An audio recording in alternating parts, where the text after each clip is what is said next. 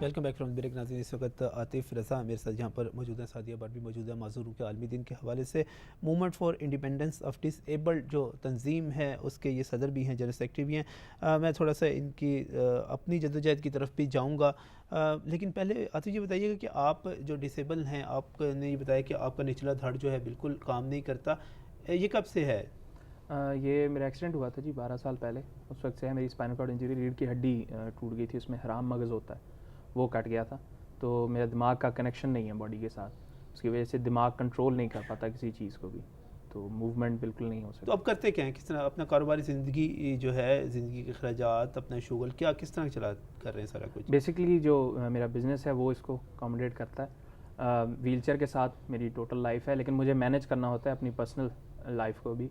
एक time table है जिसको मुझे हर हाल में मीट करना होता है, मैं उससे एक्सीड नहीं कर सकता।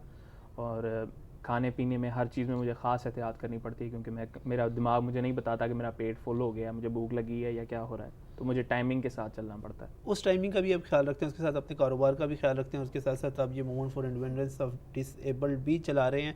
इसमें क्या क्या कामयाबी हैं आपकी?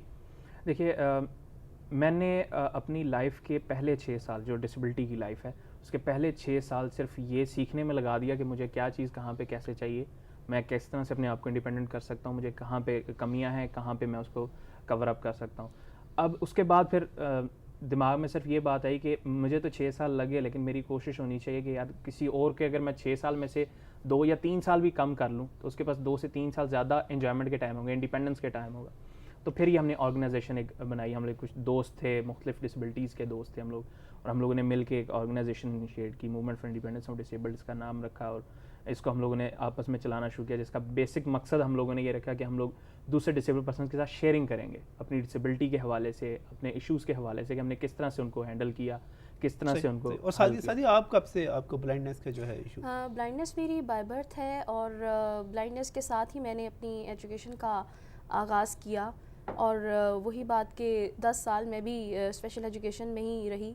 और उसके बाद फिर मैंने अपनी ब्लाइंडनेस के साथ, जब मैं Lahore college for women university Lahore में जब मैंने एडमिशन लिया, तो उस वक्त मुझे काफ़ी ज़्यादा प्रॉब्लम्स रहीं, क्योंकि डिसेबिलिटी भी थी, कॉन्फिडेंस भी नहीं था। फिर लोगों को देख के, फ्रेंड्स को देख के, हमारा एक और इशू बहुत ज़्यादा होता है जिस पे मैं डिस्कस करना चाहूँगी। मतलब आपने जो सवाल किया उससे थोड़ा सा हटके करूँगी कि बेसिक एजुकेशन तक, स्पेशल एजुकेशन में हमारी बुक्स और जो कैसेट्स हैं, जो सिलेबस है, जो कोर्स है, वो रिकॉर्डेड हमें मिलता है। फिर जब हम लोग आगे एजुकेशन हासिल करते हैं, एफए करते हैं, बीए करते हैं, मास्टर्स लेवल तक जाते हैं, या इससे आगे पीएचडी, एमफिल जो भी हम करते हैं, उसके लिए हमारे पास कोर्स अवेलेबल नहीं होता। उसमें हमें फिर ज़्यादा से ज़्यादा, मतलब बहुत ज़्यादा हमें कोशिश करनी पड़ती है कि हम वो कोर्स कैसे हासिल करें। वो फिर ब्लाइंड ये करते हैं कि मोस्टली या तो लेक्चर्स रिकॉर्ड करते हैं, या फिर आपके साथ जो आपके फ्रेंड्स होते हैं वो आपकी हेल्प करते हैं, जो बुक में लिखा होता है वो कैसेट के थ्रू, मतलब वो रिकॉर्ड करके फिर आपको देते हैं, उसमें फिर आप पढ़ते हैं। तो मैंने भी इसी तरह किया, क्योंकि मेरे पेरेंट्स को ज़ाहिर सी बात है इतनी वो समझ नहीं आती थी कि इसने कैसे पढ़ना है, ब्रेल वो नहीं जानते थे, और उनको ये भी नहीं पता कि मुझे किस तरह पढ़ना है। लेकिन उसके बावजूद मुझे सपोर्ट मिली घर से, और माशाल्लाह आखिर आप मेरी गोल्ड मदर मेडलिस्ट हैं जी पंजाबी लिटरेचर में। आपने कभी, मैं दोनों से ये पूछूंगा, आप ये मूवमेंट भी चला रहे हैं, कभी आपने किसी हुक्मरान की तवज्जो दिलाई, किसी से मुलाकात की, उन्हें कहा कि ये इश्यूज़ हैं, इनको हल किया जाए? जी, हम लोगों ने बड़ी कोशिश की, हम लोग सीएम साहब तक पहुँचे भी, एक दफ़ा अपॉर्चुनिटी भी मिली कि हम लोग वहाँ तक पहुँच सकें, लेकिन हमारे कुछ पॉलिटिशियन दोस्त ऐसे थे जिनको शायद अच्छा नहीं लगा कि हम लोग उन तक पहुँचे, और उन्होंने बीच में इतने ज़्यादा हर्डल्स डाल दिए हमारे लिए कि हम लोग उधर छोटे छोटे काम है, मेरा ख्याल आप उनको सीएम को बताना चाहें, उनको वज़ीर आला को कायल करना चाहें, तो बहुत सारी आसानियाँ मिल सकती हैं अगर हुकूमत थोड़ी सी तवज्जो करे इस तरफ। तो देखिए, मशवरा देने वाले शायद लोग, उन लोगों के पास खुद इतना एक्सपीरियंस नहीं है, उनके मशवरे जिस साइड पे जाते हैं, सीएम साहब शायद खुद बहुत अच्छे आदमी हैं, और मेरी उनसे 2-3 दफ़ा मुलाकात ऐसी हुई है जिसमें मैं इतनी बातें डिटेल से तो नहीं कर सका, लेकिन इतना ज़रूर देख पाया हूँ कि वो एक अच्छे आदमी हैं, सुनना चाहते हैं और वो काम भी करना चाहते हैं, लेकिन शायद उनके जो सराउंडिंग में लोग हैं उनमें से कुछ ऐसे हैं जो शायद उनको प्रॉपर मशवरा नहीं दे पाते, या शायद उनका अपना इतना एक्सपीरियंस नहीं है, शायद उनकी अभी हमें कुछ ज़्यादा उनके ऊपर तवज्जो देने की बहरहाल ज़रूरत है? मेरा ख्याल है तवज्जो देंगे जी, वज़ीर आला भी तवज्जो देंगे। जी, मीडिया उम्मीद में पे आपकी दुनिया कायम आवाज़, है।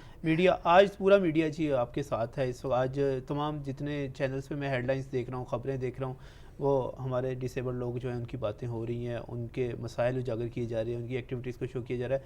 इंशाअल्लाह ताला बेहतर होगा जी, नदीम उम्मीद साहब, यही है। यहाँ पर एक बात कहना चाहूँगी। आपने बात की कि मीडिया कवरेज कर रहा है, देख रहा है डिसेबल डे को, लेकिन एक चीज़ है कि जिस तरह से हम लोग चाहते हैं, जिस तरह हमेशा की तरह मुझे ये बहुत खुशी होती है कि सिटी 42 हमेशा हमारे साथ होता है। यानी आज हम लोग आपके प्रोग्राम में, मेरा ख्याल है 3rd टाइम हम लोग बैठे हैं।